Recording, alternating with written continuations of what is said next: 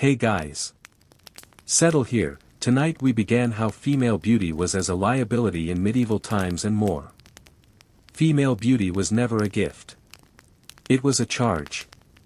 It was not admired quietly. It was examined. A beautiful woman was not considered fortunate. She was considered exposed.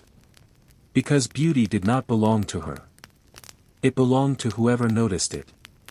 And being noticed was never neutral. In pre-modern societies, beauty did not signal health or luck or genetic advantage. It signaled danger.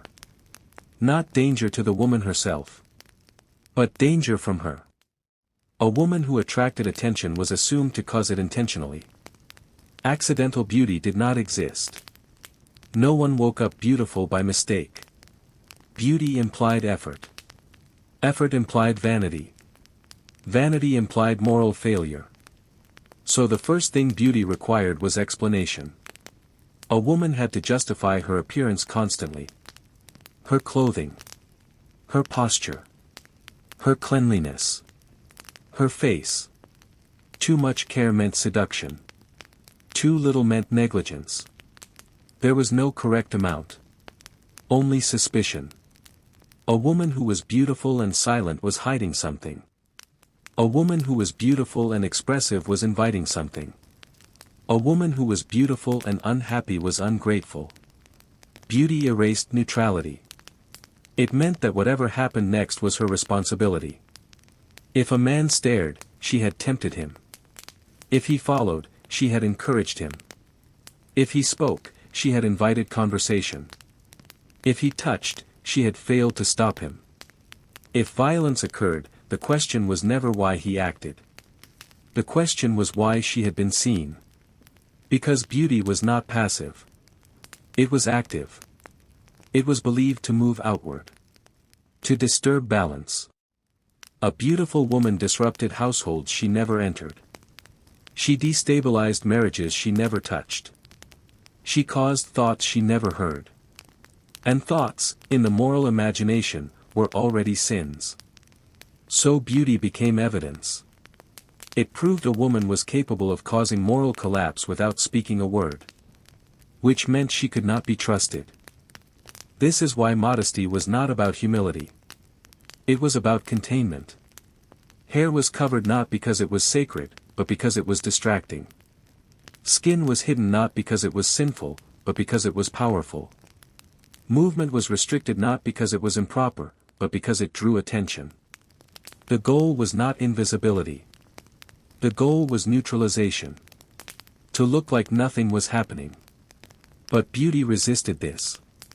Even covered. Even restrained. Even silent. Which made it worse. A beautiful woman trying not to be noticed was assumed to be more dangerous than one who openly accepted attention. Because restraint suggested calculation. And calculation implied intention. This is why beauty was often paired with suspicion of deception. Makeup was condemned not because it altered appearance, but because it suggested strategy. Adornment implied awareness. Awareness implied manipulation.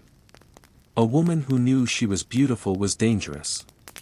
A woman who didn't know was lying. There was no innocent state. Beauty also complicated virtue.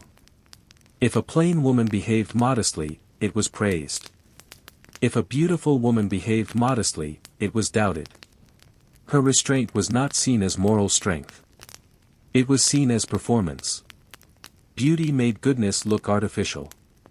Which meant virtue had to be exaggerated to be believed. More silence. More obedience. More self-denial. A beautiful woman had to work harder to be considered pure. And even then, purity was temporary. Because beauty suggested future failure. Eventually, she would cause something. Someone. Some reaction. And when that happened, it would confirm what had always been assumed. This is why beautiful women were watched more closely. Corrected more frequently. Punished more severely. Not because they were more likely to misbehave. But because their misbehavior would be more visible. Beauty amplified consequences. It also complicated marriage. A beautiful wife was not automatically a prize. She was a liability. She attracted attention that could not be controlled. She created competition. She required monitoring. Jealousy was justified. Restriction was reasonable. Isolation was protective. Love was not the issue. Security was. A husband did not fear losing his wife's affection. He feared losing authority. And beauty threatened authority because it attracted influence outside the household. Which meant it had to be managed. Women were praised for fading. For aging quietly. For becoming less noticeable. Youthful beauty was tolerated only briefly. After that, it was expected to disappear. A woman who remained attractive too long was suspicious. She was trying. She was holding on. She was refusing her proper decline. Even grief was expected to dull beauty. A widow who remained attractive was accused of moving on too quickly. A grieving woman who looked well was not grieving correctly. Beauty made sorrow unconvincing. This extended even to holiness. Beautiful women who sought religious lives were doubted. Their devotion was questioned. Their motives scrutinized. Why seek God while remaining appealing to men? Beauty undermined sincerity. Which meant spiritual women were expected to become physically unattractive. To fast. To neglect. To fade. Holiness was proven by deterioration. And beauty that survived devotion was read as pride. So beauty became something to apologize for. Women apologized with clothing. With posture. With silence. With submission. They apologized for being seen. Because being seen meant being responsible for what others felt. This logic never required evidence. It was self-sustaining. If nothing happened, restraint had worked. If something happened, restraint had failed. The system was never wrong. And yet, women survived within it. They learned when to hide. When to soften. When to deflect. They passed down instructions quietly. Not to be safe. But to be less blamed. Because beauty was never the problem. The problem was that society refused to believe desire could exist without permission. So it placed the burden on whoever was visible. And visibility, for women, was never optional. Beauty also shaped how women were remembered. A beautiful woman was rarely allowed to exist only in the present. She was always being rewritten in advance. Her future was predicted before she acted. She would become a temptation. A distraction. A regret.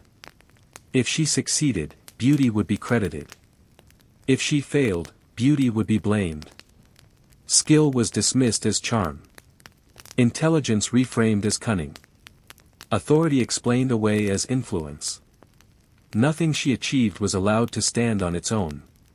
Because beauty distorted credibility. People did not hear her words first. They saw her face. And the face came with assumptions already attached. This made beauty unstable. It could not be relied upon. It could not be trusted to mean the same thing from one moment to the next. Praise could turn into accusation without warning. The same appearance that earned admiration in youth earned resentment later.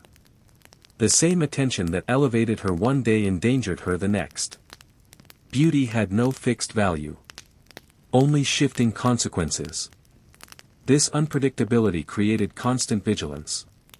A woman had to read the room before entering it. Adjust herself before speaking. Predict reactions before they formed. She learned to manage other people's expectations before managing her own desires. Because desire, when paired with beauty, was unforgivable. A woman wanting something while being attractive was not ambitious. She was threatening. Ambition implied direction. Direction implied agency. Agency implied refusal to stay contained. And beauty made that refusal visible. So ambition had to be disguised. A beautiful woman could not want power.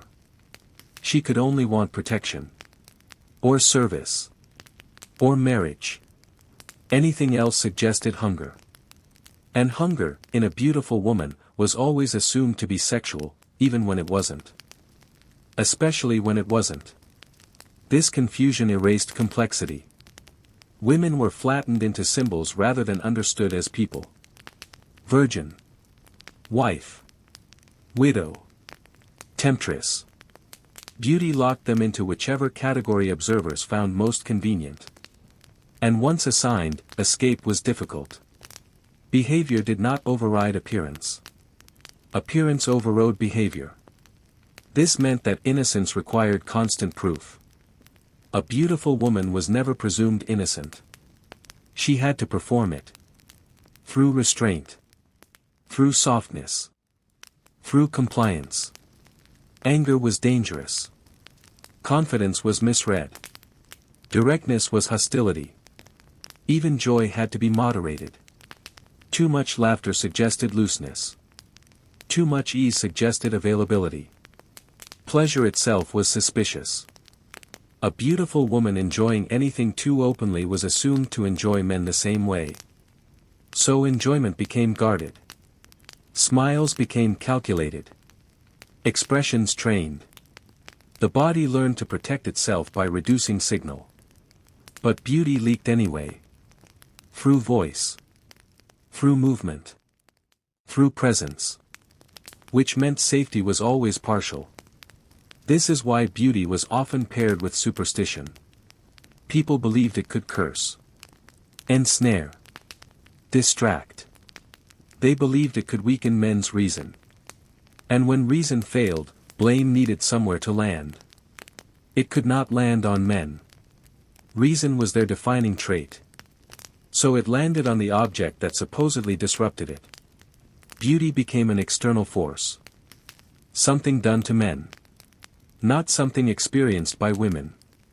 This logic absolved desire of responsibility. Men did not choose to want. They were compelled. And compulsion required a cause. Beauty became that cause. Which meant women were punished for reactions they did not initiate. They learned to preempt judgment. To dull themselves. To shrink. To disappear when necessary. But disappearance was never complete. Because beauty was also used. It could be leveraged when convenient. Displayed when useful, hidden when dangerous. The same society that condemned it also demanded it. A bride had to be attractive enough to reflect well on her family. A wife had to remain appealing enough to keep her husband's interest. A mother had to age gracefully. Not too fast. Not too slow. Failure in any direction invited criticism. Beauty was mandatory and forbidden at the same time. This contradiction was not accidental. It kept women busy. Busy managing themselves. Busy adjusting. Busy apologizing. It prevented stillness. Stillness might have allowed reflection. Reflection might have produced resistance. So beauty became labor. Unpaid. Unacknowledged. Endless. Women did not rest from being seen. Even alone, they carried the gaze. They learned to watch themselves as others would. Correct posture. Lower eyes. Soften voice. The internal audience never left. And over time, this became normal. Beauty stopped feeling like something possessed. It felt like something owed. Owed to family. To husband. To community. And failure to maintain it was framed as neglect. But maintaining it too well was framed as arrogance. Again, no correct position. Only careful movement. Yet despite all this, women persisted. They formed quiet alliances. Shared warnings. Exchanged strategies. They learned when to lean into beauty and when to deflect it. When to use it as shield. When to let it fade. Not to gain power. but to survive without punishment. Because beauty was never about admiration. It was about control. About deciding who was allowed to exist without explanation. And beautiful women were never granted that permission. They existed conditionally. Temporarily. Under watch. And still. They lived. They loved. They endured. They passed knowledge quietly. Not because beauty saved them. But because adaptation always does. And because even the most restrictive systems rely on one fragile assumption. That people will accept the meanings imposed on them. Some did. Some didn't. Enough resisted, silently, subtly, persistently. That beauty never fully became the cage it was meant to be. It remained a risk. A burden. A negotiation. One repeated across centuries. Across cultures. Across faces. Again. And the repetition mattered.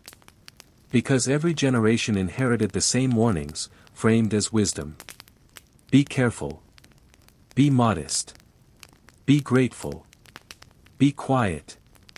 These were not suggestions. They were survival instructions. They were taught early, long before beauty fully appeared. Girls learned to manage attention before they understood why attention mattered.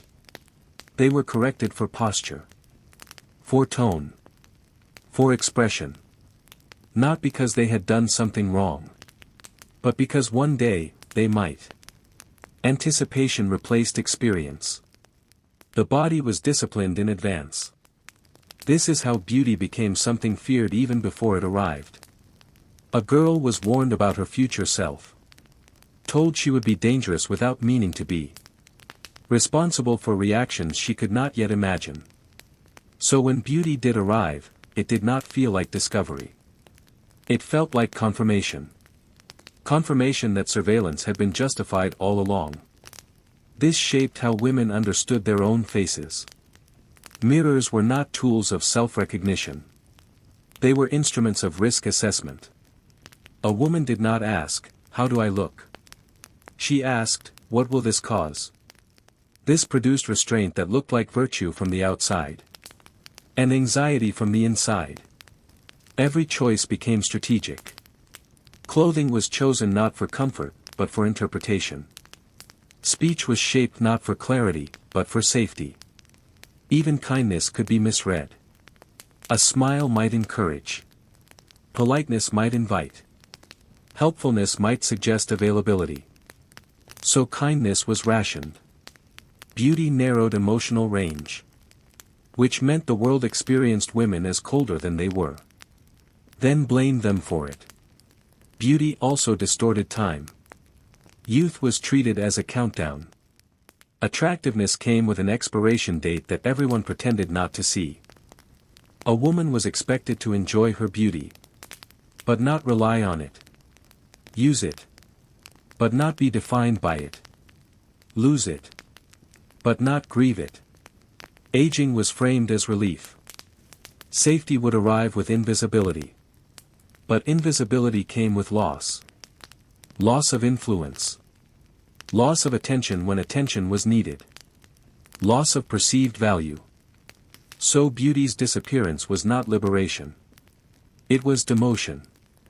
The same society that warned women about being seen also punished them when they were no longer noticed. Again, contradiction. Again, no safe outcome. This made memory complicated. Women remembered their beauty not as pleasure, but as tension. As effort. As monitoring. As avoidance. Rarely as joy. Joy was risky. Joy made you visible. Beauty also complicated truth. When a beautiful woman spoke of harm, she was doubted. People assumed advantage. They assumed leverage. They assumed she could have avoided it. Beauty made suffering suspicious. Pain did not align with privilege. So it was questioned. Minimized. Reframed. Explained away. A beautiful woman's complaints were read as ingratitude. What did she have to be unhappy about? This silenced experience. It taught women to endure quietly. Because speaking did not correct misunderstanding.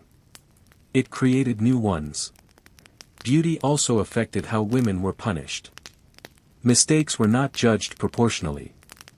They were amplified. A beautiful woman who broke a rule confirmed fears. A plain woman who broke the same rule was unfortunate. Beauty escalated consequences. It turned error into evidence. Which meant perfection became a defense.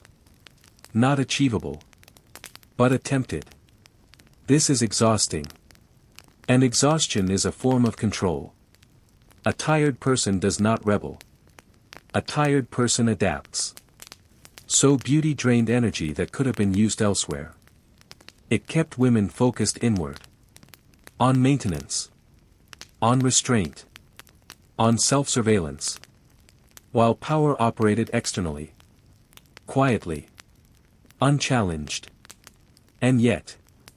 Beauty never fully cooperated. It slipped past rules. Appeared where it was not invited. Persisted despite discipline. Which frustrated systems built on control. Because beauty could not be fully regulated without destroying what it was meant to manage. If beauty disappeared entirely, the justification for restraint weakened. So it had to exist, but cautiously. This balance required constant reinforcement. Stories warned of beautiful women who caused ruin. Songs cautioned against desire. Religious texts framed attraction as temptation. Beauty was surrounded by narrative fencing. Not to protect women. But to contain meaning. And meaning is where power lives. By deciding what beauty meant, society decided what women were allowed to be. Not subjects. Symbols. Lessons. Warnings. But symbols eventually fracture. Because real people do not stay flat. They accumulate experience. They contradict expectation. They survive outcomes that were supposed to define them. Over time, these contradictions build pressure. Quietly. Until the meaning assigned to beauty no longer fully explains reality. And when meaning weakens, control follows. This did not happen suddenly. It happened in small adjustments. A woman speaking despite being seen. A woman acting without apology. A woman refusing to dull herself. Each act minor. Each consequence navigated. Enough of them, repeated across lives, shifted what was tolerable. Not safe. But possible. Beauty began, slowly, to lose its absolute authority. Not because it became accepted. But because it became complicated. And complication undermines certainty. Which is what systems of blame depend on. Even now, remnants remain. The logic persists in softened forms.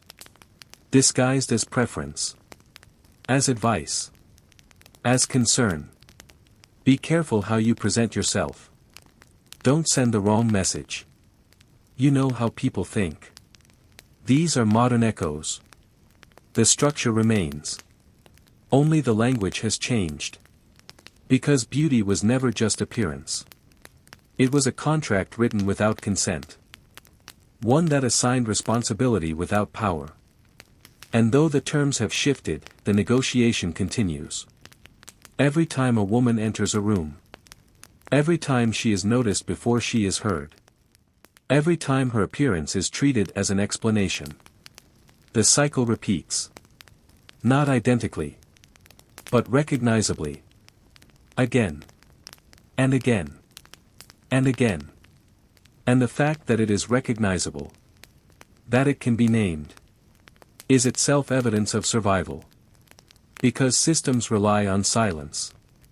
And silence, eventually, breaks. Not all at once. And what follows the break is never freedom. It is negotiation. Because systems that once relied on force adapt into systems that rely on habit. Beauty no longer needs to be openly condemned to be controlled. It only needs to be interpreted. Interpreted by employers. By institutions. By strangers. By algorithms. The gaze did not disappear. It dispersed. Which made it harder to locate. Harder to resist. A woman is no longer told she is dangerous. She is told she is influential. Influence sounds like power.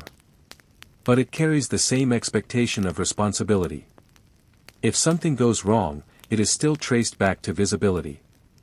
Why did you present yourself that way? What message were you sending? Didn't you anticipate the reaction? Anticipation remains mandatory. Which means beauty still requires labor. Now it is called branding. Presentation. Personal image. The language is modern. The burden is ancient. Women are still asked to manage perception before reality. To soften statements. To appear competent but not threatening. Attractive but not distracting. Confident but not arrogant. These balances are unstable by design. They cannot be perfected. Only monitored.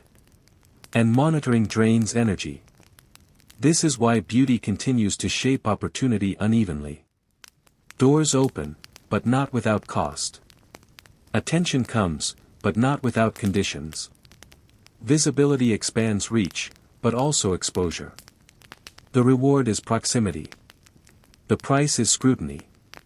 And scrutiny is relentless. A beautiful woman's success is still questioned. Her failure still magnified. Her neutrality still denied. She is either using beauty or being used by it. There is rarely a third option.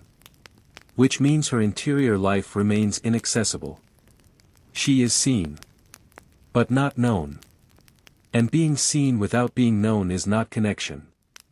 It is projection. People see what they expect. What they fear. What they desire. Beauty becomes a surface onto which these things are placed. Not consulted. Not invited. Just assigned. This is exhausting in ways that are difficult to articulate. Because exhaustion caused by interpretation does not look like work. It leaves no visible mark. It accumulates quietly. Decision by decision. Adjustment by adjustment. Until the body carries tension it cannot name. This is why beauty often produces ambivalence. Gratitude mixed with resentment. Pleasure mixed with caution. A woman may enjoy being admired. And still fear what admiration demands. Both can be true. But complexity is uncomfortable for observers. So they simplify. You're lucky. You have it easy. What are you complaining about? These statements erase effort. They deny cost. They reinforce the idea that beauty is advantage without obligation. Which it never was. Advantage without obligation is power. Beauty has always come with debt. Debt paid in restraint. In vigilance. In silence. And when the debt is not paid, penalties follow. Socially. Professionally. Emotionally. The punishment is rarely explicit. It arrives as doubt. As dismissal. As isolation. Opportunities stop arriving. Support thins out. Credibility erodes. Nothing dramatic. Just enough pressure to encourage compliance.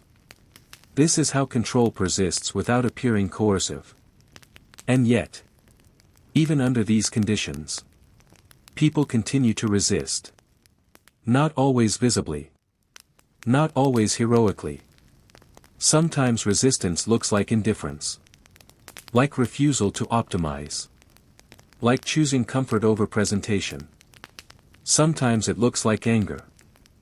Like naming patterns out loud. Like rejecting responsibility for other people's reactions. Sometimes it looks like joy. Unapologetic joy.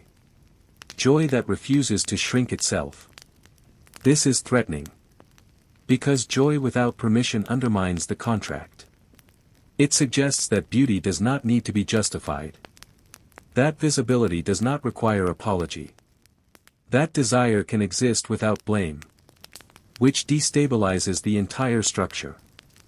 That is why joy is often criticized more harshly than sorrow. Sorrow confirms seriousness. Joy suggests freedom. And freedom has always been the real danger. Not beauty. Beauty was simply the excuse. The visible marker used to regulate behavior. The story told to explain discomfort with autonomy. Strip that story away, and what remains is clear. The issue was never how women looked. It was that they existed as independent subjects in bodies that drew attention. And attention makes control difficult. So systems adapted. They moralized. They pathologized. They aestheticized. They turned appearance into responsibility. And responsibility into obligation. All without asking consent. This is why the history of beauty cannot be separated from the history of power. Because beauty was never about appreciation. It was about governance. About deciding who must manage the emotions of others. About assigning consequences without authority. And that logic, once established, does not disappear easily. It lingers. In expectations. In advice. In concern. But awareness changes how lingering works. Once something is recognized, it cannot operate invisibly. It must justify itself. And justification weakens control. So the story shifts. Beauty becomes choice. Expression. Identity. These narratives are incomplete. But they create cracks. And cracks let pressure escape. Slowly. Unevenly. But enough. Enough that some women now refuse the contract entirely. They do not explain. They do not preempt. They do not manage reactions. They exist. And existence without apology is still radical. Because it breaks the oldest rule. That being seen means being responsible. And once that rule breaks, even partially, the system has to change. Not immediately. Not cleanly. But inevitably. Because systems built on silent labor collapse when labor stops being silent. And beauty, once framed as liability, becomes something else. Not power. Not freedom.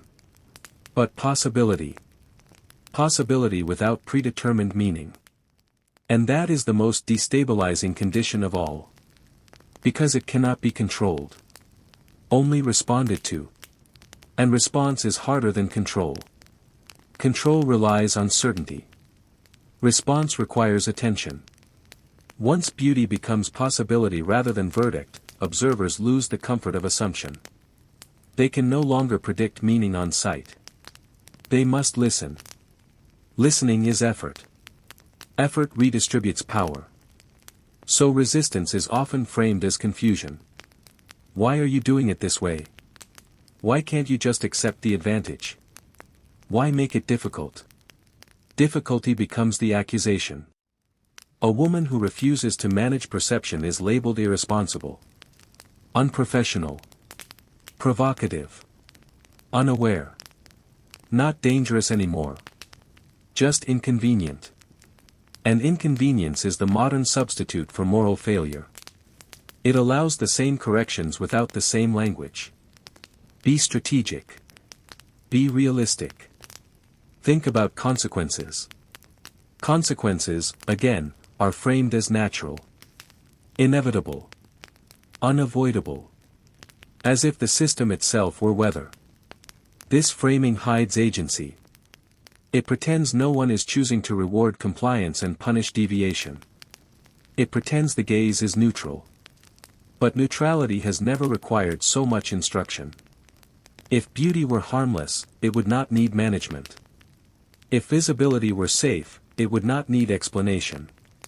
The constant emphasis on handling it well reveals the truth. Beauty still disrupts order. Not because it is inherently powerful, but because it exposes how much order depends on silence. A woman who is seen and unafraid creates uncertainty. Not fear. Uncertainty. And uncertainty is destabilizing. Because it removes the script. Observers no longer know how to interpret. How to categorize. How to assign meaning quickly. They must pause. And pauses interrupt systems that depend on momentum. This is why backlash often follows visibility that refuses apology. Not outrage. But discomfort. A sense that something is out of place. That reaction is old. It echoes centuries of discomfort with women who did not shrink themselves enough to be predictable. The language changes. The feeling does not. And yet, predictability is no longer guaranteed. Too many examples now contradict the old logic. Too many visible women who do not collapse under attention. Too many who refuse to trade selfhood for safety. This does not eliminate risk. It redistributes it. Risk moves outward. To institutions that must justify bias. To observers who must examine reaction rather than projection. This is uncomfortable. But discomfort is not harm. It is adjustment. And adjustment is how systems evolve when force no longer works. Beauty, once treated as a problem to be managed, becomes data. Evidence that old assumptions no longer hold. That attention does not automatically corrupt. That visibility does not require punishment. That desire does not excuse harm. These realizations arrive slowly. They are resisted. Because they remove a convenient explanation for behavior. If beauty is not responsible, then responsibility returns to choice. And choice implicates everyone. That is the real resistance. Not to beauty, but to accountability. So beauty remains contested terrain. Not settled. Not free. Not fully constrained. Negotiated daily. In glances. In comments. In opportunities granted or withheld. The contract has not disappeared. But it is no longer universally enforced. Some sign it. Some modify it. Some refuse. Each refusal creates precedent. Each precedent weakens inevitability. And inevitability is what made the system feel natural. Once it feels constructed, it can be questioned. Once questioned, it can be altered. This does not mean beauty becomes irrelevant. It means it becomes incomplete as an explanation. No longer sufficient on its own. And that is enough to change behavior. Gradually. Unevenly. But perceptibly. The gaze adapts. Sometimes by softening. Sometimes by hardening. Sometimes by pretending nothing changed. But change does not require acknowledgement to persist. It only requires repetition. Repeated refusal. Repeated joy. Repeated presence without apology. These accumulate. They shift norms quietly. Just as the old rules once did. This is how control erodes, not through confrontation, but through irrelevance. When beauty stops functioning as a reliable tool of regulation, it loses value as leverage. And when leverage disappears, so does obedience. Not immediately. But eventually. Because people stop adjusting for a rule that no longer delivers predictable outcomes. They stop paying a debt that no longer protects them. And once that happens, beauty becomes what it always threatened to be. Not a liability. Not a weapon. Not an excuse. Just one trait among many. Visible. Variable. Insufficient to define a life. That shift is not complete. But it is underway. And it began the moment someone looked at beauty and decided not to explain themselves. Not to manage reactions. Not to accept responsibility for attention. Just to exist. Which has always been the quiet act systems fear most. Because existence without permission cannot be regulated. Only witnessed. And witnessing changes the observer as much as the observed. Because once beauty is witnessed without explanation, the observer must confront their own expectations. Why did I assume meaning? Why did I anticipate consequence? Why did I expect accommodation? These questions rarely surface consciously. They appear as irritation. As critique. As advice disguised as concern. You should be careful. People might misunderstand. It's just how the world works. These statements are defenses. They protect the observer from examining how much comfort came from predictability. Predictability allowed distance. Distance allowed judgment without responsibility. When beauty no longer performs its expected role, that distance collapses. The observer is no longer passive. They are implicated. An implication is uncomfortable. So the system tries to recover itself. By reframing refusal as naivete.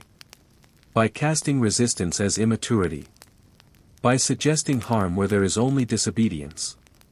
This keeps the burden where it has always been. On the visible. But repetition weakens this tactic. When enough people refuse to manage perception, the warnings lose precision. They become vague. Generic. Unconvincing. Something bad might happen. What, exactly? The inability to specify consequence reveals how much of the old structure relied on implication rather than reality. Fear without evidence only works when silence supports it. And silence has been eroding. Slowly. Inconsistently. But irreversibly. Beauty is now discussed openly as labor. As cost. As risk. Naming changes function. Once something is named, it cannot operate entirely in the background. It must negotiate space with awareness. This is not liberation. It is friction. But friction produces heat. And heat reveals structure. Under examination, the old logic shows its cracks. Why should visibility equal responsibility? Why should attraction excuse behavior? Why should interpretation outweigh intention? These questions destabilize inherited answers. And inherited answers were the foundation. Without them, beauty loses its assigned role as moral signal. It no longer reliably predicts behavior. It no longer justifies reaction. Which means it stops functioning as evidence. Evidence of what? Of guilt. Of intent. Of threat. Without that evidentiary role, beauty becomes ambiguous. And ambiguity resists control. Control depends on clarity. Even false clarity. Ambiguity forces negotiation. Case by case. Moment by moment. That is exhausting for systems. But it is humane for people. Because people are not consistent symbols. They change. They contradict. They exceed expectation. Beauty, once used to flatten experience, begins to coexist with complexity. Not comfortably. But persistently. This persistence matters. It creates space for interior life to matter more than surface interpretation. For voice to precede appearance. For action to outweigh assumption. Not always. Not everywhere. But often enough to be noticeable. And noticeability is the beginning of norm shift. The gaze starts to hesitate. Hesitation is small, but significant. In hesitation, reaction pauses. In pause, choice appears. Choice replaces reflex. Reflex was the old system's strength. Reflex allowed immediate judgment. Immediate correction. Immediate blame. Choice requires thought. Thought introduces responsibility. Once responsibility enters, the logic changes. If reaction is a choice, then blame must follow choice, not appearance. That redistribution is slow. But it is real. And it alters the emotional landscape. Women begin to feel something unfamiliar in moments of visibility. Not safety. But possibility without immediate punishment. That difference matters. It reduces the constant background vigilance. It frees small amounts of energy. Energy once spent on monitoring can be redirected. Toward work. Toward expression. Toward rest. Rest itself is disruptive. A rested person is harder to control. Because control feeds on exhaustion. Beauty was one of exhaustion's most efficient engines. That engine is stalling. Not broken. But weakened. It sputters when challenged by presence without apology. It fails when outcomes do not match warnings. Each time someone is visible and nothing terrible happens, the myth erodes. Not dramatically. But measurably. And myths do not survive measurement. They survive silence. Which is why continued existence, ordinary, unpunished, unapologetic, matters more than argument. Argument invites defense. Existence invites adaptation. Systems adapt because they must. Because people do not disappear simply because meaning no longer fits them. Beauty did not change. The interpretation did. And interpretation has always been the real site of power. Shift that, and the entire structure adjusts. Slowly. Unevenly. But forward. And forward movement rarely feels like progress while it is happening. It feels like uncertainty. Because certainty belonged to the old system. The rules were clear, even if they were cruel. The outcomes were predictable, even if they were unfair. When those rules loosen, anxiety increases before it decreases. People ask new questions. What is allowed now? What is expected? Who is responsible? And because beauty was once used to answer those questions automatically, its ambiguity leaves a gap. Gaps demand interpretation. Interpretation demands engagement. Engagement demands accountability. This is why resistance is often framed as chaos. If beauty no longer tells us who someone is, then how do we know how to treat them? The answer is simple. But not easy. You ask. You listen. You respond to behavior, not appearance. That requires effort. And effort redistributes power away from assumption. Assumption was efficient. Efficient systems resist inefficiency. So the pressure to return to old shortcuts remains. It appears as nostalgia. Things were simpler back then. People knew their roles. There were fewer misunderstandings. What nostalgia really mourns is effortlessness of judgment. When beauty functioned as a signal, interpretation was instant. No thinking required. No accountability. That convenience is difficult to give up. But convenience was always purchased with someone else's cost. That cost was paid in vigilance. In restriction. In exhaustion. When that cost is withdrawn, convenience disappears. And inconvenience becomes visible. This is where frustration surfaces. Why is everything so complicated now? Why can't people just accept how things are? Because, how things are, depended on uneven labor. Once that labor is questioned, the system must rebalance. Rebalancing is uncomfortable. But discomfort is not injustice. It is adjustment to fairness. Beauty's role in this adjustment is subtle. It is no longer the center of control.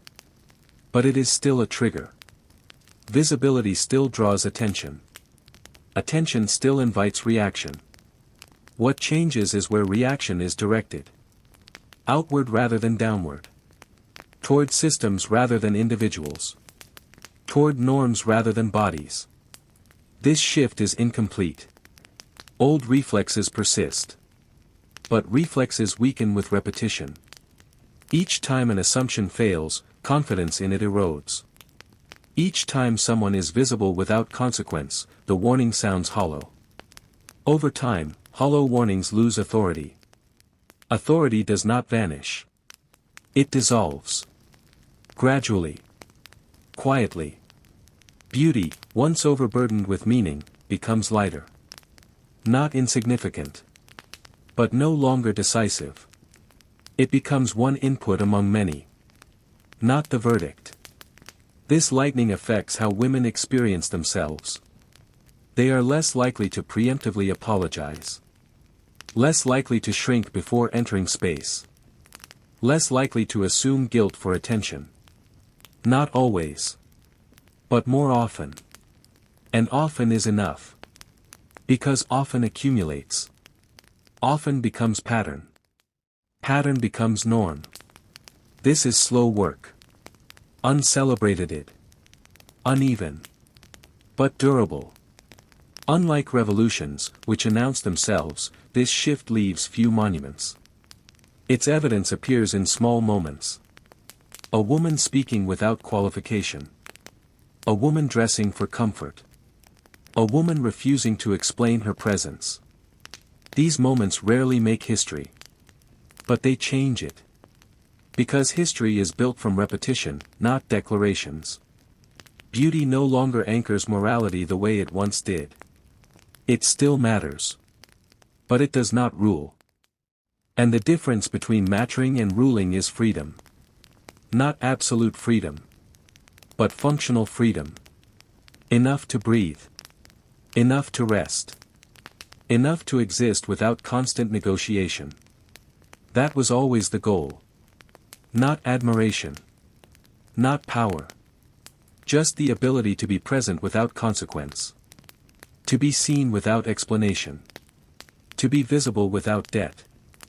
That condition is still unevenly distributed. Still contested. Still fragile. But it exists. And once a condition exists, it cannot be fully erased. Only challenged. And challenges require energy.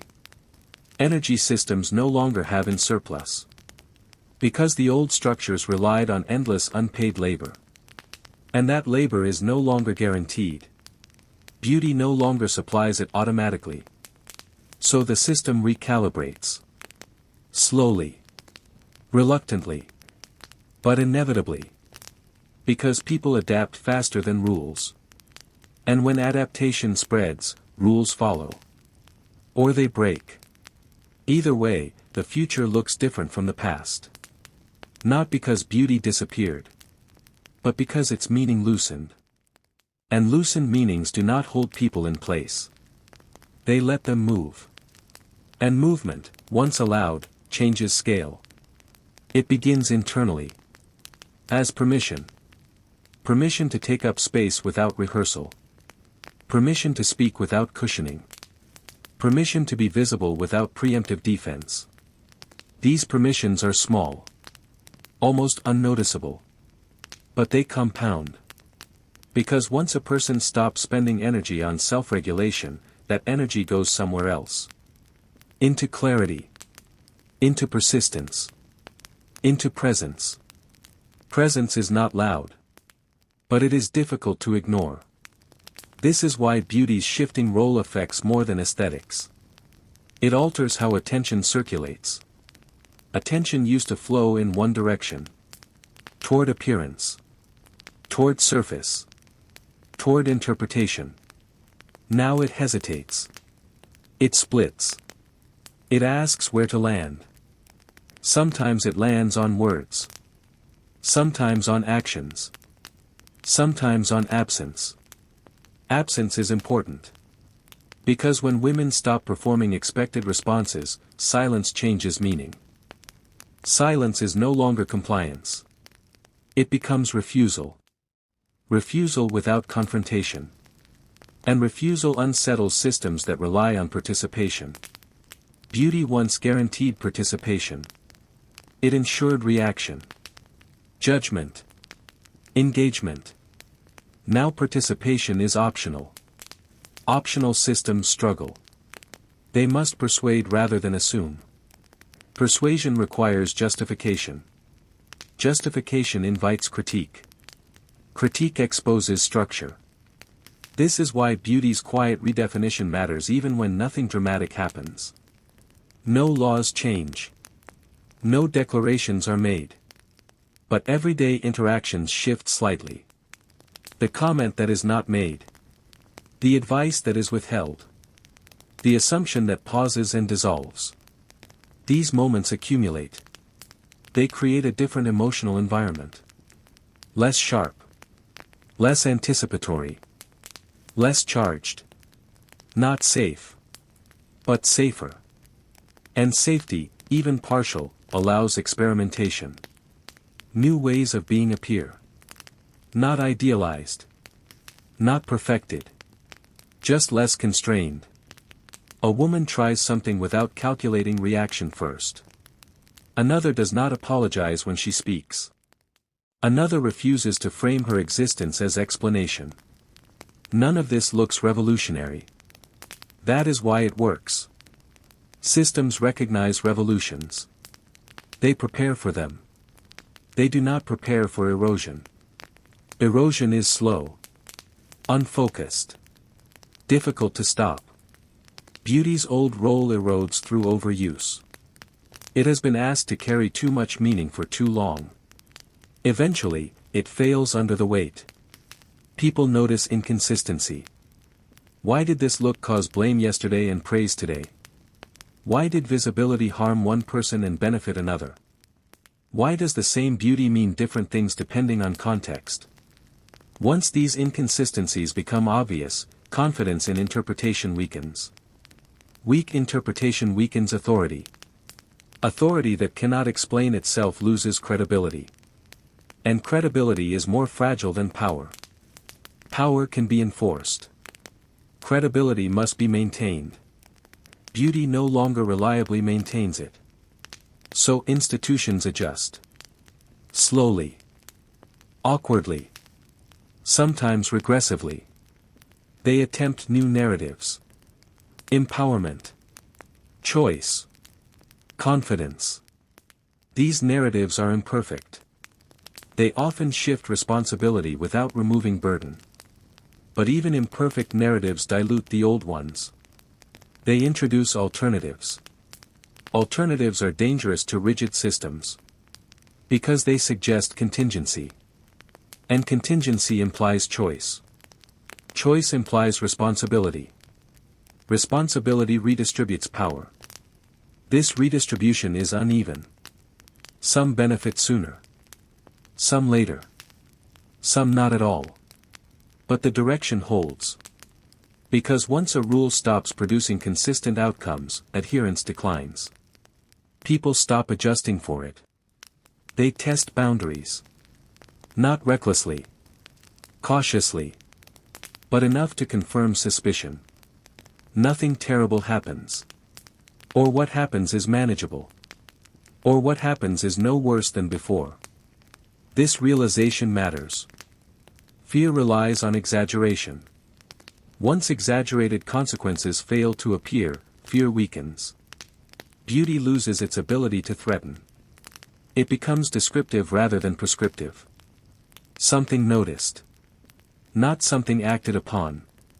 This shift is subtle. But it changes posture. It changes breath. It changes how long someone holds eye contact. It changes how quickly someone explains themselves. Small physiological changes signal larger psychological ones. Confidence without bravado. Presence without defense. These signals are difficult to suppress. They ripple outward. Others respond. Sometimes positively. Sometimes with resistance. But response replaces reflex. And reflex was the engine. Without it, the system slows. Slowing creates space. Space allows reflection. Reflection allows choice. Choice is the beginning of autonomy. Not total. Not permanent. But real. Beauty no longer dictates behavior. It participates in it. And participation can be negotiated. Negotiation is shared. Shared means distributed. Distributed power is harder to hoard. Which is why this shift continues even without permission. Because permission was never the mechanism. Repetition was. Repetition of existence without apology. Repetition of visibility without debt. Repetition of being seen and surviving. And survival changes expectation.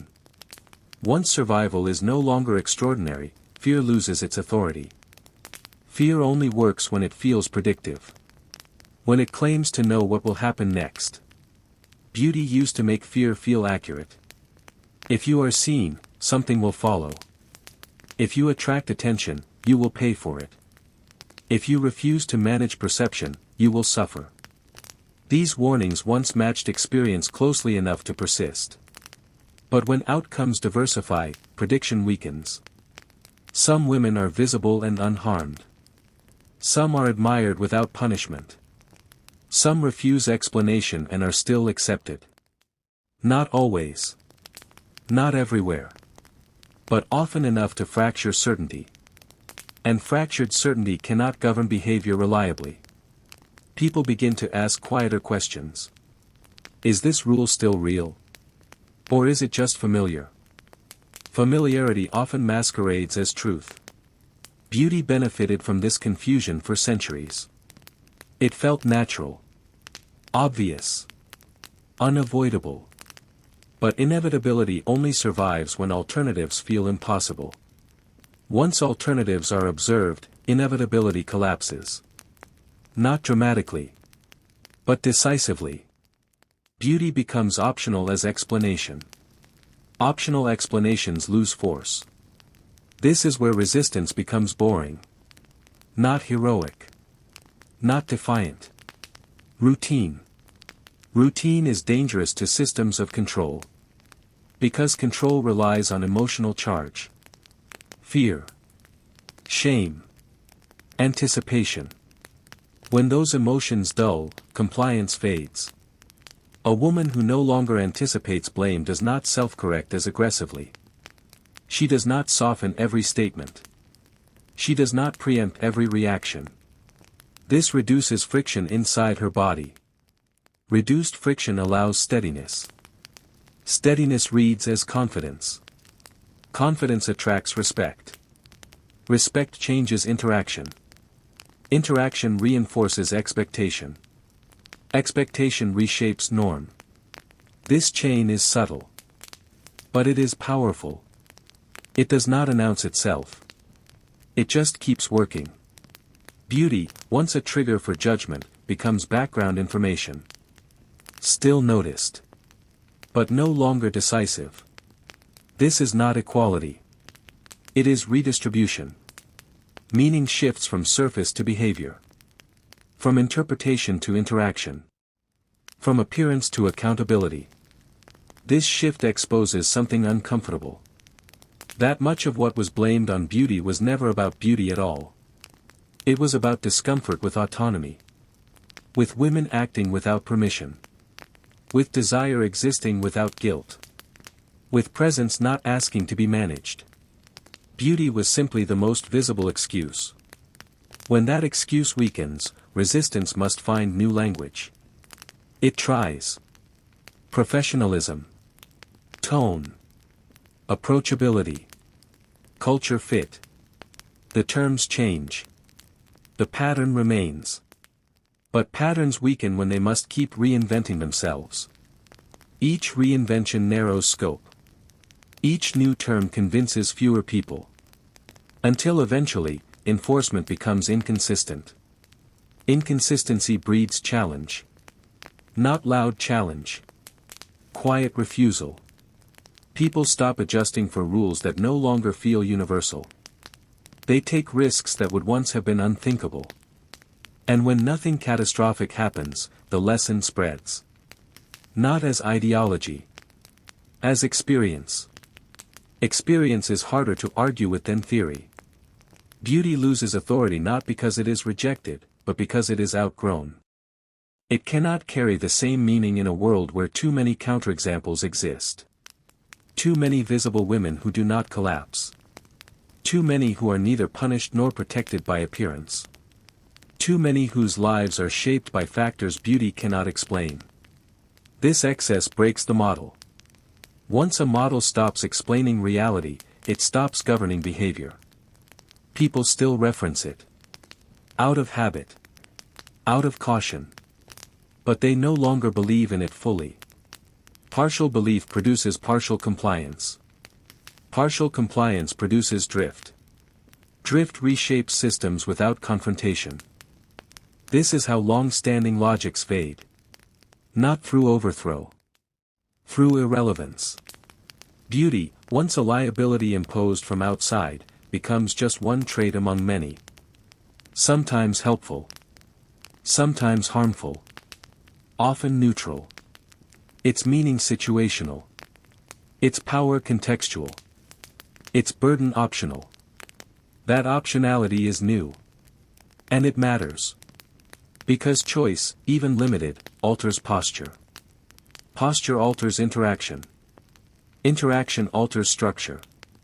Structure alters outcome. Outcome rewrites expectation. Expectation is where power lives. And power, once loosened, rarely returns to its original shape. It reforms. Sometimes better. Sometimes worse. But never identical. Beauty will continue to matter. Visibility will continue to provoke response. But the old certainty, that beauty determines fate, no longer holds. And without that certainty, the system must negotiate. Negotiation implies recognition. Recognition implies subjecthood. Subjecthood dismantles symbolism. And symbolism was the cage. Once the cage dissolves, what remains is ordinary life. Messy. Uneven. Unfair in new ways. But no longer organized around the same silent debt. That is not utopia. It is progress of a quieter kind. The kind that does not end the story. But changes how it repeats. And repetition with difference is how cultures change without noticing. The story keeps looping, but the pressure points shift. What once felt inevitable now feels negotiable. What once demanded explanation now invites curiosity. What once required apology now simply exists. This does not erase harm. Old reflexes do not vanish just because new patterns appear. They coexist. A woman can experience freedom in one space and constraint in another. Relief in the morning. Correction in the afternoon. Suspicion by night. Progress is uneven because power is uneven. But uneven is still movement. And movement matters because it alters memory. Women no longer remember beauty only as vigilance, they remember moments of ease. Moments when nothing followed being seen. Moments when attention did not escalate. Moments when presence did not require justification. These memories accumulate. They quietly rewrite expectation. Expectation shapes behavior more than ideology ever could.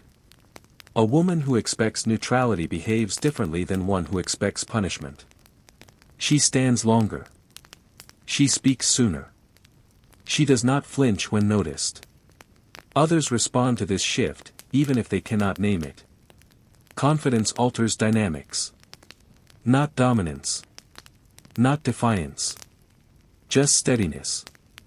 Steadiness is difficult to challenge without revealing intent. You can correct defiance. You can suppress rebellion. But steadiness forces exposure. To challenge it, you must explain why it is unacceptable. And explanation reveals bias. So many challenges dissolve before being voiced. They appear as hesitation. As silence. As restraint on the part of the observer. This reversal matters. For centuries, restraint was demanded of the visible. Now, it begins, slowly, to be demanded of the interpreter. That shift redistributes emotional labor. Not equally. Not fully. But enough to be felt. Beauty no longer automatically triggers management protocols. Sometimes it does. But sometimes it doesn't. And unpredictability undermines control. Control needs reliability. Without it, enforcement weakens. Weak enforcement invites experimentation. Experimentation generates new norms. New norms reduce shock. Reduced shock lowers emotional charge. Lower emotional charge weakens myth. The myth that beauty is dangerous. The myth that visibility causes harm. The myth that attention excuses behavior. As these myths weaken, responsibility relocates. Back to action. Back to choice. Back to intent. Where it always belonged. This relocation is resisted. Because it removes convenient explanations. It forces people to account for themselves. For desire. For reaction. For conduct. Accountability is heavier than assumption. Assumption allowed ease. Accountability requires effort. But effort, once normalized, becomes expectation. And expectation reshapes culture.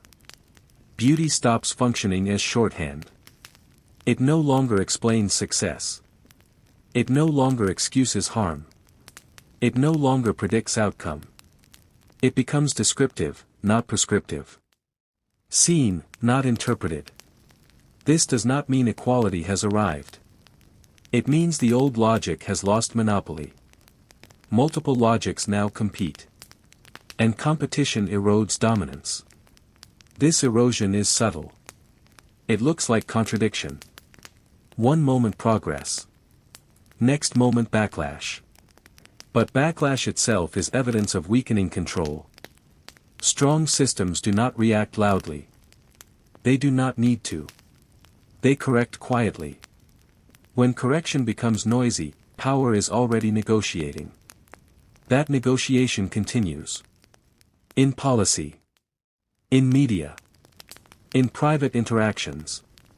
But most importantly, in bodies. In how women carry themselves. In how much they anticipate response. In how often they apologize without reason. These embodied changes outlast rhetoric. They are harder to reverse. Because they feel normal once integrated. Beauty, once a source of constant calculation, becomes less central to self-monitoring. Not absent. Just quieter. And quiet shifts are the most durable. They do not provoke immediate resistance. They simply persist. Until one day, the old warnings sound outdated. Overdramatic. Unconvincing. Like advice from a different era. That moment matters. Because when warnings lose credibility, fear loses leverage. And without fear, compliance must be earned. Earned compliance is different from imposed compliance. It can be withdrawn. That possibility alone changes the balance. Beauty no longer guarantees obedience. Visibility no longer guarantees blame. Existence no longer automatically incurs debt. These are not absolutes. They are trends. And trends, over time, reshape reality. The story does not end. It never does. But the pattern shifts. And shifting patterns are how history actually moves. Not in declarations. But in repetition that feels slightly different each time. And difference accumulates faster than people expect. Because once a pattern loosens, it invites variation. Variation introduces comparison. And comparison exposes arbitrariness. Why was this acceptable here, but not there? Why was that punished yesterday, but ignored today? Why does the same visibility provoke different reactions depending on who is watching? These questions destabilize inherited certainty. Certainty depended on uniform response. Uniform response depended on silence. Silence depended on fear. When fear weakens, silence fractures. Fragments of dissent appear, not as argument, but as behavior. Someone does not apologize. Someone does not explain. Someone does not shrink. Nothing dramatic happens. That is the key moment. Not the act itself, but the absence of consequence. Because the system relied on consequence to justify itself. Without consequence, the logic floats unanchored. People still reference it. Out of habit. Out of memory. But memory loses authority when experience contradicts it. Experience is persuasive. More persuasive than theory. More persuasive than warning. More persuasive than tradition. Beauty once shaped experience so consistently that contradiction felt rare. Now contradiction is common enough to notice. And once noticed, it cannot be unseen. The gaze begins to hesitate not because it has become ethical, but because it has become uncertain. Uncertainty interrupts momentum. Momentum is how judgment travels. When judgment slows, interpretation becomes optional. Optional systems lose dominance. Beauty no longer dictates pace. It does not automatically accelerate reaction. It waits. And waiting redistributes power. Because the person being observed gains time. Time to speak. Time to act. Time to define themselves. Definition used to be imposed. Now it is contested. Contest does not guarantee fairness. But it guarantees participation. And participation changes outcome. This shift alters how women relate to their own bodies. The body is no longer only something to manage. It becomes something to inhabit. Not perfectly. Not consistently. But often enough to matter. Inhabitation reduces alienation. Alienation was useful to control. A person detached from their body is easier to regulate. A person at home in their body is harder to move without consent. This is why embodiment feels threatening to systems built on surveillance. Surveillance depends on distance. Embodiment collapses distance. Beauty, once experienced as external judgment, begins to feel internal and neutral. Not something that happens to a woman. Just something that exists with her. That shift undermines centuries of conditioning. Conditioning taught women to see themselves as objects first. Objects to be assessed. Corrected. Interpreted. Subjecthood interrupts that sequence.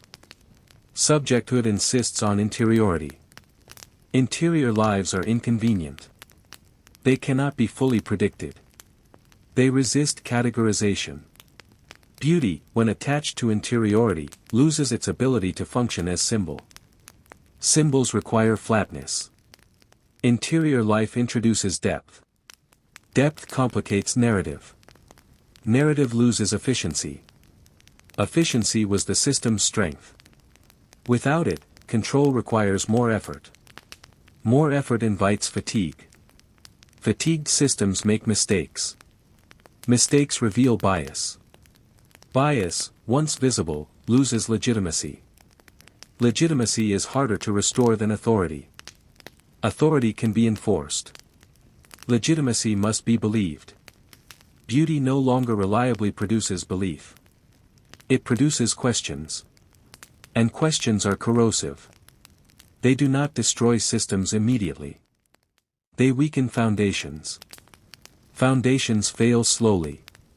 But when they fail, they do not recover. Because what collapses is not rule, but trust. Trust that appearance predicts behavior. Trust that visibility justifies reaction. Trust that some bodies must manage the emotions of others. Once that trust erodes, enforcement becomes brittle. It snaps under pressure. So pressure is applied less often. Less pressure creates space. Space allows habit to change. Habit change reshapes culture. Culture reshapes expectation. Expectation reshapes power. This is not abstract. It shows up in tone. In posture. In who interrupts and who does not. In who is believed without performance. Beauty, once a filter that distorted all of this, becomes less opaque. Not transparent. But thinner. Thin enough that light passes through. And light reveals structure.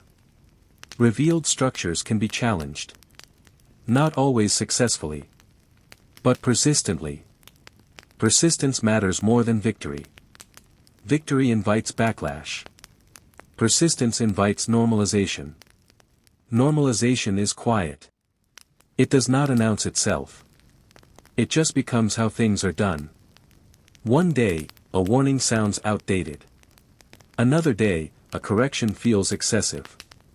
Another day, someone realizes they are no longer adjusting as much as they used to. That realization arrives late. After change has already taken root. Beauty no longer feels like a negotiation in every room. Sometimes it does. But not always. And not always is enough to change a life. Because constant vigilance is unsustainable. Relief, even partial, reshapes nervous systems. Reshaped nervous systems reshape societies. Slowly. Invisibly. But irreversibly. The story continues. It always will. But the weight shifts. And what once crushed now merely presses. What once pressed now barely touches. And pressure, once reduced, reveals something important. How much of behavior was never preference, but adaptation. When adaptation is no longer mandatory, choice appears. Choice is quiet at first. It does not announce itself. It feels tentative. Almost selfish. A woman wonders if she can do less. Care less. Explain less. And when she tries, the world does not collapse. This moment is destabilizing. Not for her. But for the story she was told. Because the story relied on the idea that restraint was protective. That vigilance was necessary. When restraint loosens and protection does not vanish, the logic cracks. Cracked logic invites revision. Revision invites memory. Women begin to reinterpret their past. Moments once framed as personal failure are recognized as systemic pressure. Anxiety once blamed on personality is reclassified as survival response. Exhaustion once accepted as normal is seen as imposed. This reseeing is powerful. Not because it changes the past. But because it alters what is tolerated in the present. Tolerance is where systems hide. They do not need belief. They need endurance. Once endurance wanes, enforcement becomes visible. And visible enforcement must justify itself. Justification reveals values. Values can be challenged. Beauty's old function depended on being unquestioned. It worked best when invisible.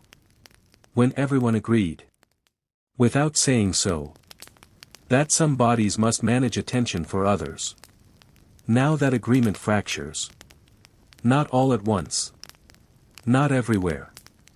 But enough to matter. Beauty becomes uneven in its effect. For some, it still invites scrutiny. For others, it fades into background. This unevenness exposes arbitrariness. Arbitrariness undermines authority. Authority prefers consistency, even unjust consistency. Once consistency breaks, appeals to tradition weaken. This is why the language shifts so often. When one explanation fails, another replaces it. But replacement reveals fragility. Strong systems do not need constant rebranding. Beauty's moral role has been rebranded many times. Each rebrand convinces fewer people. Eventually, people stop listening. Not actively. They just stop adjusting. They stop rehearsing. Stop preempting.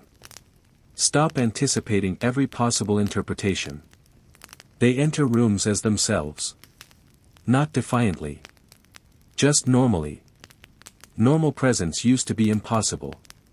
Now it is increasingly common. And common things lose their threat. Beauty becomes common. Not rare. Not charged. Not symbolic. Just present. This is unsettling for narratives built on exception.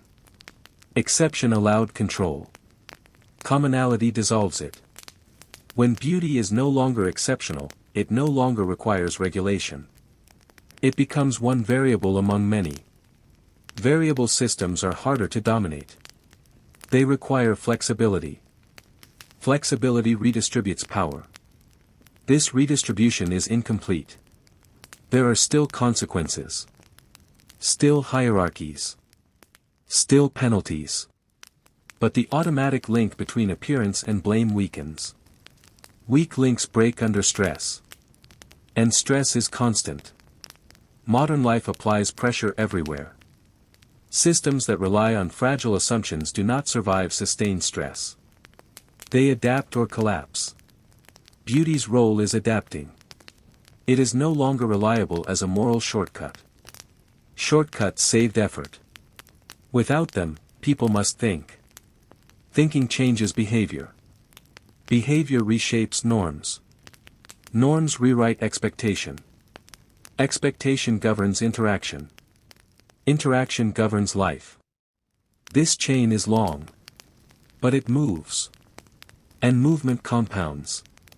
What begins as personal relief becomes collective shift. Not because people agree. But because enough people stop complying. Compliance was the fuel. Beauty once guaranteed it. Now it does not. And systems without fuel slow. They creak. They compensate. They blame something else. But the core issue remains. The old exchange. Visibility for control. Is no longer accepted as default. Some still accept it. Out of fear. Out of habit. Out of necessity. But acceptance is no longer universal. Universality was the system's strength. Without it, enforcement becomes selective. Selectivity invites challenge. Challenge invites reform or exposure. Either way, the old certainty does not return. Beauty remains. Attention remains. But the debt attached to them diminishes. Not erased. Diminished. Enough to change posture. Enough to change breath. Enough to change what a person believes is possible. And belief shapes action. Action shapes outcome. Outcome reshapes narrative. Narrative reshapes memory. Memory reshapes expectation. Expectation reshapes the future. Not dramatically. Not cleanly. But repeatedly. And repetition is how culture actually moves. Not through moments of realization. But through moments of non-reaction. A look that once demanded explanation no longer receives one. A comment that once required correction is left unanswered. An expectation that once controlled behavior is simply ignored. Nothing dramatic happens. That is the point. Drama feeds systems.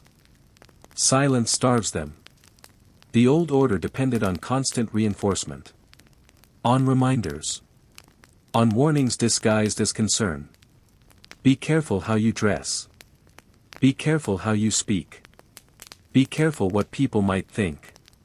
When people stop being careful in prescribed ways, the script loses rhythm. And without rhythm, authority stumbles. This is when backlash appears. Not as logic. But as emotion. Anger framed as honesty. Fear framed as tradition. Control framed as protection. Backlash always insists something precious is being lost. But what is being lost is predictability. Predictability made hierarchies efficient. When you could look at a body and know how to treat it, power was cheap. Now power costs effort. Effort requires justification. Justification requires values to be spoken aloud. Once spoken, values can be examined. And examination is corrosive. Many values do not survive exposure. They survive silence. This is why debates feel endless. The goal is not resolution. It is exhaustion. If people are tired enough, they revert to habit. Habit looks like nature. Nature feels unquestionable. This cycle worked for centuries. Until exhaustion began changing sides. Now the people once expected to endure are opting out. Not loudly. Not all at once. But persistently. Opting out looks like indifference. Indifference terrifies systems built on vigilance. Because vigilance was the work. Without it, surveillance fails. Beauty once recruited women into their own monitoring. Into scanning themselves for errors. Into preemptive correction. That internal monitoring is weakening. Not because beauty disappeared. But because its consequences blurred. When consequences are inconsistent, fear loses precision. Fear needs clarity. Unclear fear becomes anxiety. Anxiety eventually becomes refusal. Refusal does not always look like rebellion. Often it looks like fatigue. I don't care anymore. That sentence has more impact than slogans ever did. Because it withdraws energy. And energy is what sustained the entire structure. Without energy, systems hollow out. They still stand. They still speak. But fewer people listen. This hollowing creates a strange overlap. Old rules remain written. New behavior emerges anyway. This gap is where confusion lives. And confusion is transitional. It feels unstable. But instability is movement. Movement means something is changing. What replaces the old meaning of beauty is not a single definition. That is important. Single definitions invite control. Instead, beauty becomes contextual. Personal. Situational. Irrelevant sometimes. Irrelevance is freedom's quiet cousin. When something can be ignored, it cannot rule. The body becomes less symbolic. More functional. More owned. Ownership here does not mean dominance. It means permission. Permission to exist without explanation. Permission to be inconsistent. Permission to change. This is unsettling to cultures that demanded coherence. A woman was supposed to be legible. Readable at a glance. Her appearance explained her role. Her role justified her limits. When legibility fades, limits require negotiation. Negotiation implies equality. Equality destabilizes hierarchy. So hierarchy resists. But resistance without consensus is brittle. It cracks under daily life. Because daily life is relentless. People do not have energy to perform constantly. They choose what matters. Beauty, once mandatory labor, becomes optional. Optional things do not govern survival. And survival always outranks symbolism. This reordering is not philosophical. It is practical. People conserve energy. They redirect it toward safety, pleasure, rest. Toward work that pays. Toward relationships that sustain. Toward silence. Silence used to mean submission. Now it often means refusal.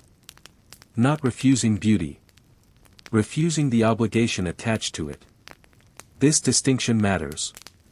Beauty is not the enemy. The burden was. And burdens, once named, are difficult to reattach.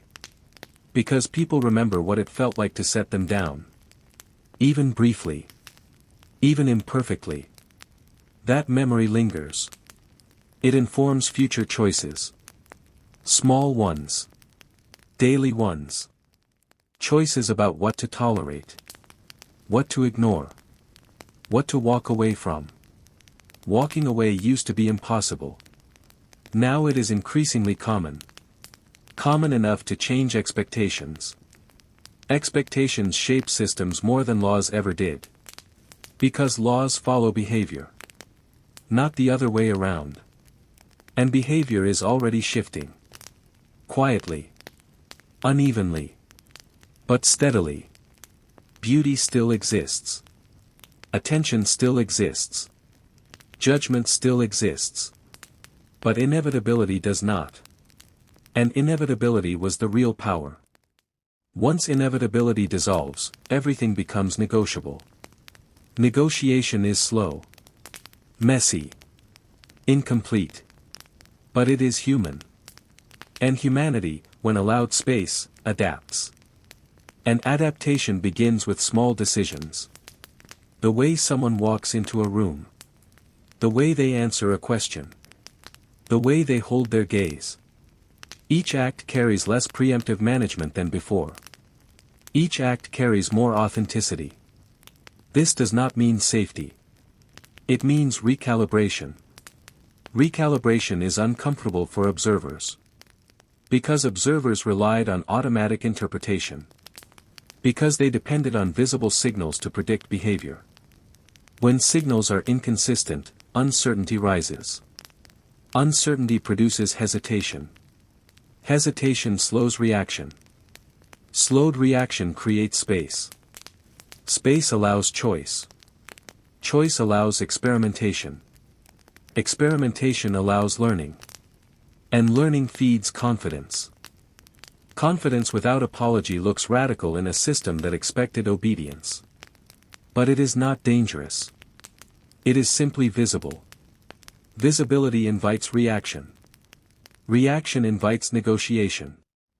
Negotiation rewrites expectation. Patterns emerge over time. Small acts of refusal accumulate. Small acts of self-possession multiply. Small acts of quiet presence normalize themselves. Normalization threatens the old logic silently. It does not overturn it. It renders it inconsistent. Unreliable. Occasionally irrelevant. This is why backlash continues. But it has shifted. It is less immediate. Less total. More defensive. Systems no longer assume compliance, they plead for it. They negotiate for it. They explain why it matters. Explanation is weak. Because explanation can be questioned. Questioning produces reflection. Reflection undermines reflex. Reflex was the old system's engine. Without it, control slows. Slow control changes perception. Observers feel they must act deliberately. They must measure impact. They must calculate consequences. Calculation consumes energy. Energy is finite. And when observers expend energy, less is left for enforcement. This is why subtle shifts in behavior ripple outward. Because systems require fuel to function. Fuel was obedience. Obedience is less guaranteed. The visible body is no longer the automatic lever it once was. It becomes one factor among many. This redistribution matters. It is slow. It is uneven. But it is real. Women begin to notice.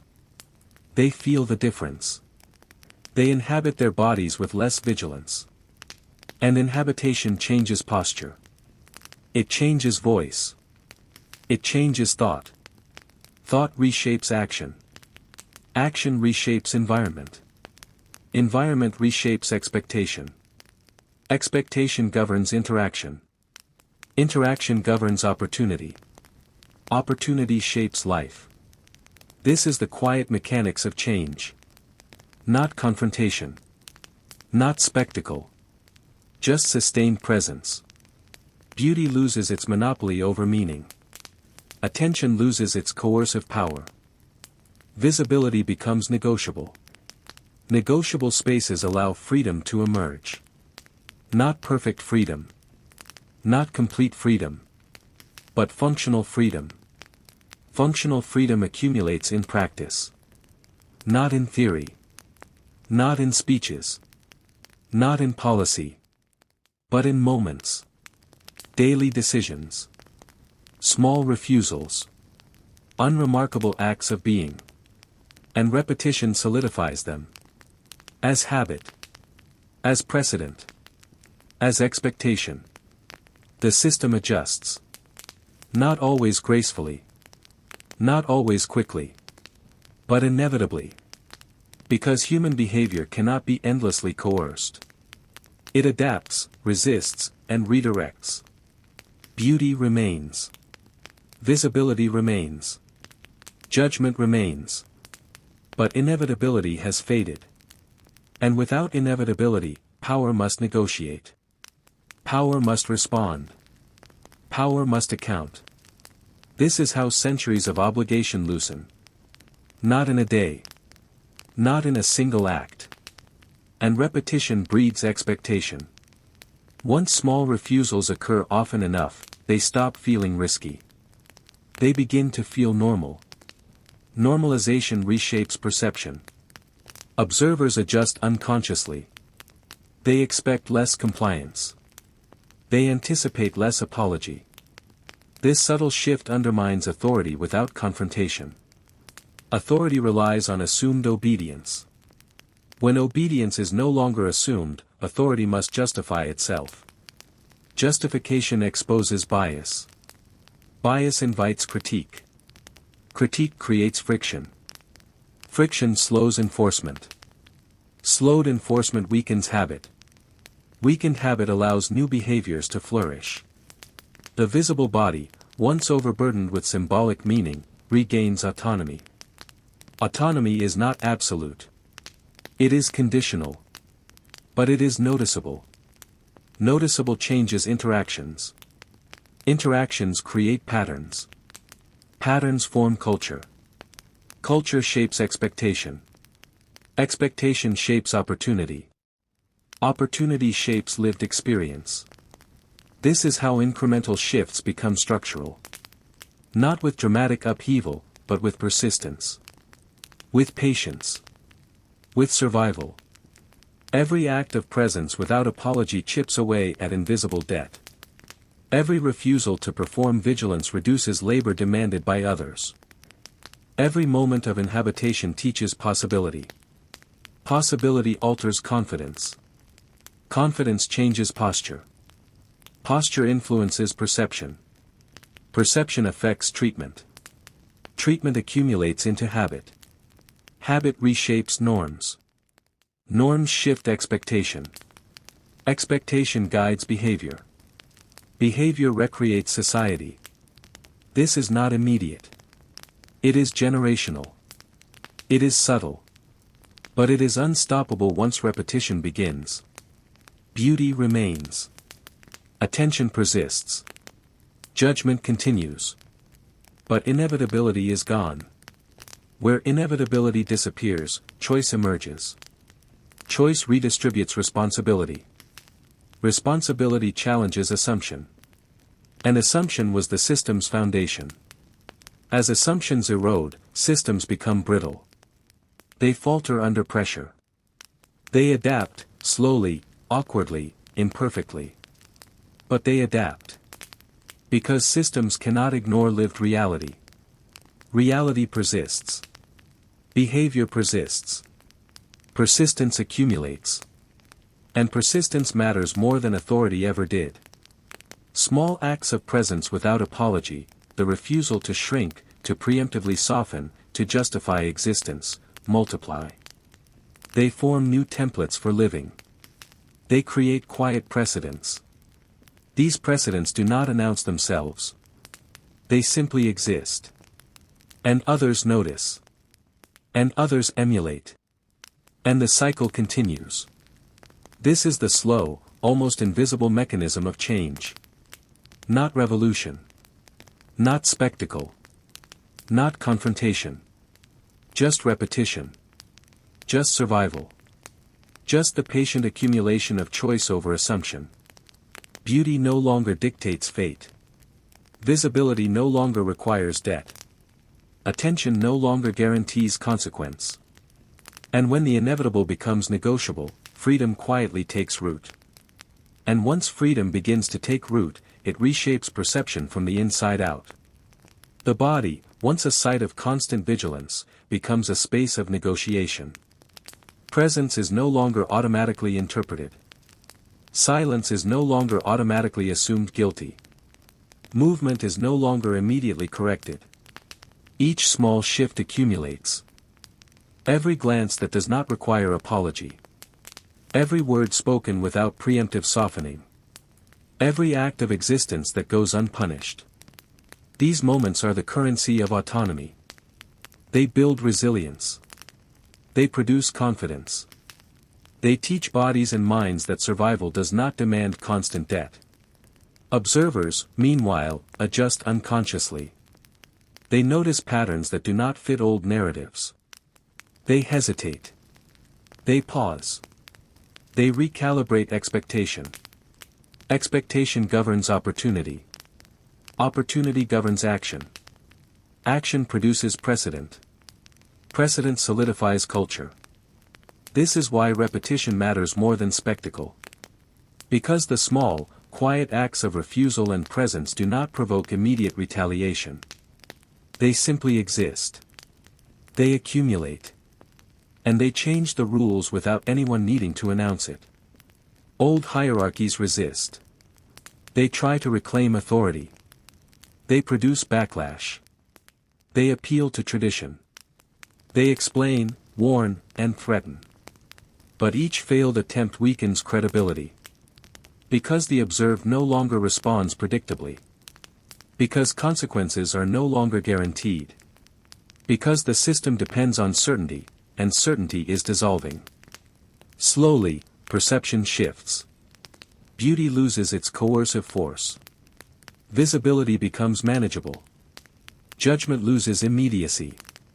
This redistribution of emotional labor is profound. Because it returns agency. Agency over bodies. Agency over attention. Agency over self. And agency changes experience. It reduces fear. It reduces preemptive compliance. It allows choice to exist in ways that were once unimaginable. Choice is quiet but powerful. It alters posture. It shapes behavior. It shifts norms. Norms shape expectation. Expectation shapes interaction. Interaction shapes opportunity. Opportunity shapes life. And life, over decades, accumulates into culture. Beauty remains. Attention remains. Judgment remains. But inevitability has eroded. When inevitability fades, control becomes negotiation. Negotiation demands reflection. Reflection exposes assumptions. Assumptions, once visible, can be questioned. And questioning is dangerous to systems that relied on unquestioned obedience. Because obedience was the engine. Without it, the machinery slows. Slowed machinery allows room for experimentation. Experimentation allows deviation. Deviation becomes precedent. Precedent informs habit. Habit reforms expectation. Again. And again. And again. This is how centuries of invisible debt dissolve. Not suddenly. Not spectacularly. But persistently. And persistence changes everything. The story continues. The gaze continues. The system continues. But the weight shifts. The debt lightens. And the space to exist without apology grows. And as the space to exist without apology grows, the nervous system begins to recalibrate. Bodies that were once trained to flinch, to soften, to anticipate punishment, start to relax. Breathing lengthens. Posture straightens. Eyes meet others without preemptive guilt. This physiological change is subtle but profound. Because the body carries memory. Memory carries expectation. Expectation shapes action. Action shapes culture. Small moments accumulate. A word spoken plainly. A look held without shrinking. A decision made without overjustification. Each moment is a seed. Seeds grow slowly, invisibly. They are watered by repetition. By the absence of consequence. By the quiet endurance of ordinary life. Observers notice these changes, even unconsciously. They pause. They hesitate. They adjust their own behavior. Old reflexes that depended on automatic interpretation falter. Judgment, once instantaneous, slows. Assumption, once unchallenged, becomes risky. And hesitation, even minor, produces space. Space for choice. Space for agency. Space for autonomy. Autonomy begets confidence. Confidence begets presence. Presence begets repetition. And repetition reshapes the system from within. This is how change propagates without spectacle. Not by declaration. Not by law. Not by singular heroic act. By persistence. By living differently within the same structures. By enduring, existing, refusing debt quietly. Beauty, once overburdened with meaning, becomes descriptive. It signals attention, but not judgment. It exists without enforcing consequence. Visibility, once a trap, becomes negotiable. Women navigate it not with fear, but with strategy. With calm. With presence. And as these strategies proliferate, expectation shifts. Norms evolve imperceptibly. Old narratives lose their universality. Control fractures. Fracture invites adaptation. Adaptation invites negotiation. Negotiation redistributes power. Not equally. Not perfectly. But enough to matter. This redistribution is quiet but durable. It does not announce itself. It seeps into posture. Into tone. Into the economy of attention. And it changes how women relate to themselves. They inhabit their bodies differently. They speak differently. They move differently. Not recklessly. Not defiantly. Just fully. Fullness of presence challenges assumptions by simply existing. It does not need to argue. It does not need to justify. It just persists. Persistence is cumulative. It produces precedent. Precedent produces habit. Habit produces culture. Culture shapes expectation. Expectation shapes interaction. Interaction shapes life. And life, over decades, shifts the balance of power. Beauty remains. Attention remains. Judgment remains. But inevitability, the silent coercive force that once dictated behavior, has faded. And with that fading comes something radical: space. Space to exist. Space to breathe. Space to be. And within that space, the smallest decisions gain disproportionate power. Choosing not to soften your voice. Choosing to walk without shrinking. Choosing to look without apology. Each choice carries minimal immediate consequence. But over time, their accumulation is unstoppable. Accumulation rewrites expectation. Expectation rewrites interaction. Interaction reshapes opportunity. Opportunity reshapes life. Old systems, built on predictable responses, falter. Because the machinery depended on certainty. Certainty depended on fear. Fear depended on consistency. Consistency is gone. Even in small measures. Even intermittently. And without consistency, control becomes labor-intensive. Effort replaces instinct. Calculation replaces reflex. Calculation exposes bias. Bias invites scrutiny.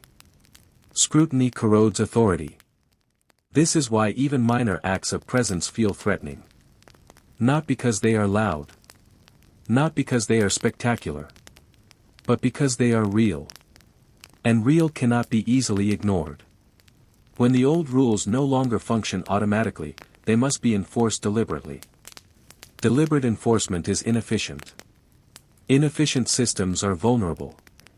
Vulnerability creates opportunity. Opportunity invites experimentation.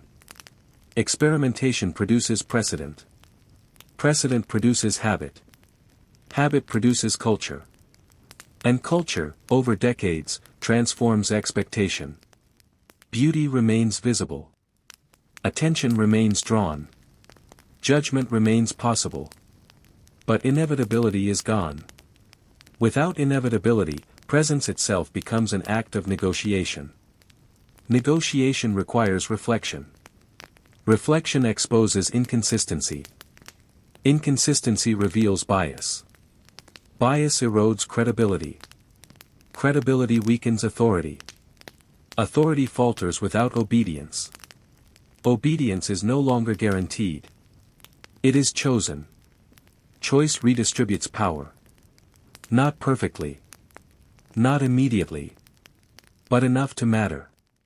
The body, once over-monitored, regains agency. The gaze, once punished, becomes manageable. The voice, once softened, becomes capable of assertion. The posture, once constrained, expands naturally. These small changes ripple outward. They affect interaction. They affect expectation. They affect perception. They affect opportunity. And opportunity accumulates into systemic change. Slow. Incremental. Persistent. Not through spectacle. Not through heroism. Not through singular revolt. But through daily acts of inhabitation. Of endurance without apology. Of visibility without debt. Beauty, once a weapon of control, becomes context. Visibility, once a trap, becomes negotiable.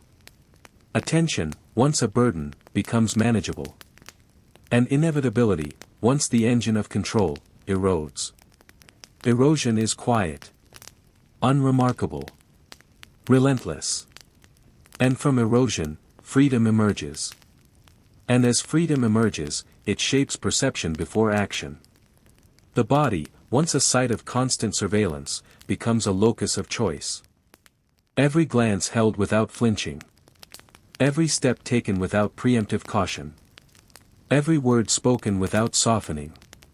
These choices feel small in isolation. But cumulatively, they are seismic. Cumulatively, they alter expectation. Expectation reshapes interaction. Interaction informs perception. Perception influences treatment. Treatment accumulates into habit. Habit solidifies into norms. Norms generate culture. Culture, slowly, reshapes the environment in which new acts occur. This is why repetition matters more than spectacle. Because change does not require revolution. It requires persistence. It requires inhabiting space differently. It requires living in ways that were once impossible. Beauty remains, but its coercive force weakens. Visibility remains, but it no longer guarantees consequence. Judgment persists, but it is no longer inevitable. Inevitability was the engine of control. When inevitability fades, negotiation begins. Negotiation demands attention. Attention demands choice. Choice demands accountability. Accountability redistributes power. Power, once centralized, diffuses. Not perfectly. Not equally. But enough to shift dynamics. The body regains agency. The gaze regains neutrality.